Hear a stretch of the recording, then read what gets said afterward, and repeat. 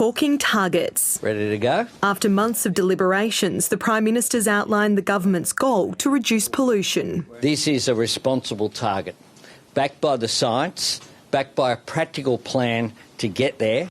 Accepting the advice of the Independent Climate Change Authority to reduce emissions by 62 to 70% by 2035. Because we need to be flexible to deal with whatever challenges are thrown at us, we've recommended a target range. The authority says it won't be easy to meet the target, but suggests Australia must quadruple wind capacity, double rooftop solar, ensure half of new cars are EVs, and end logging of old-growth forests.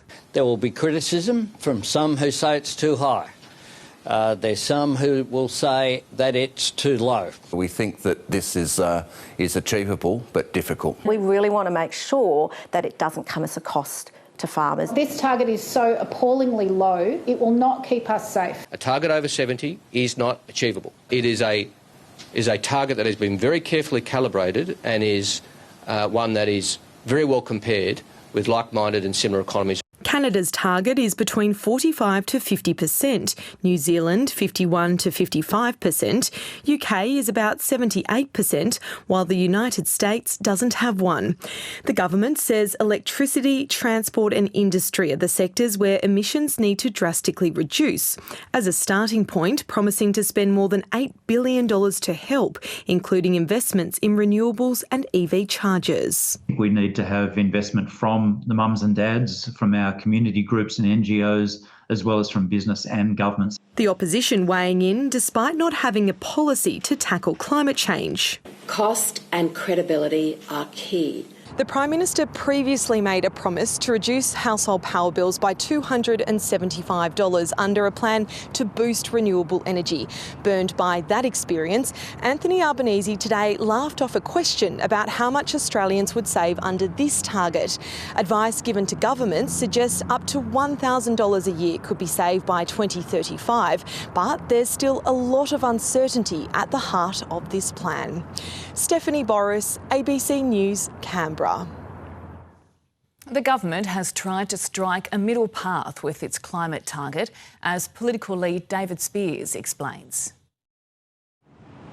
Two words had a workout from the government today in selling this new target: ambitious and achievable. It's trying to talk to critics on both sides of this debate. Climate groups, the Greens and others who wanted a much higher target and fear this won't be enough to prevent dangerous warming are being assured it is still ambitious. And it's true, lowering emissions over the next decade to hit a 62 to 70% target will require a huge uplift in wind and solar power and a much faster uptake of electric vehicles. Billions of dollars more in taxpayer funds are being poured in to help.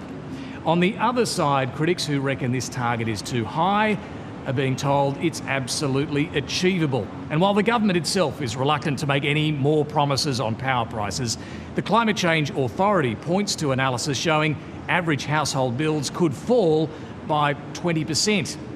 The opposition had a very different two words to describe this target: economy wrecking.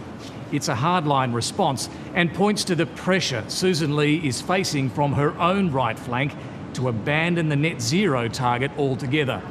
The climate wars between the two major parties will continue, but the Prime Minister reckons he's much closer to where most Australians are at. Next week, Anthony Albanese will be at the UN in New York, armed with this new target, where he'll try to win the rights for Australia to host next year's Global Climate Summit.